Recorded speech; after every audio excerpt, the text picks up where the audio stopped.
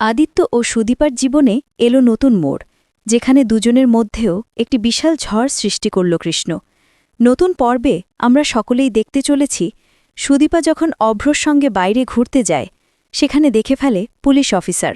অভ্র যখন নিজের পরিস্থিতি সামলাতে সুদীপাকে সঙ্গে নিয়ে একটি রেস্টুরেন্টে করতে যায়, তখন আদিত্য কৃষ্ণকে সন্দেহ করে একটি ফটোশপে যায়, আর সেখানে গিয়ে আদিত্যর ফোনে থাকা সুদীপা ও কৃষ্ণর ছবি দিয়ে প্রমাণ করে দুজন মিলে একই রেস্টুরেন্টে গিয়েছিল। আর এই কথা বিশ্বাস করে সুদীপাকে চৌধুরী বাড়ি থেকে তাড়িয়ে দেয় আদিত্য। একটা পর্যায়ে যখন অভ্র জানতে পারে পরমা আদিত্যকে নিয়ে জীবনের শীর্ষ অংশ পর্যন্ত পাড়ি দিবে ভাবছে, তখন অভ্র পরমাকে বলে, নাটক তুমি ভালোই শিখেছ, একটা কথা মনে রেখো, আমি যতদিন আছি ততদিন আমি তোমাকে কারো হতে দেব না, সে যেই হোক না কেন। তুমি ভেবেছিলে আমার জীবনটা নষ্ট করে অন্যকে নিয়ে সুখে থাকবে, সেটা কখনোই আমি হতে দেব না। একটু পরে দেখা যায় কৃষ্ণ সুদীপাকে দেখতে আসে চৌধুরী বাড়িতে, হাতে একটি ফুল দেখে অভ্র প্রচণ্ড রেগে যায়।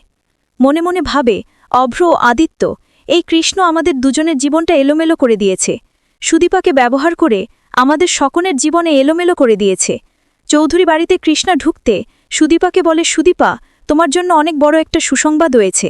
কৃষ্ণার কথা শুনে সুদীপা বলে, আপনার এভাবে আমার বাড়িতে আসার কোনো প্রয়োজন ছিল না, আপনি অনেক বড় ভুল করেছেন।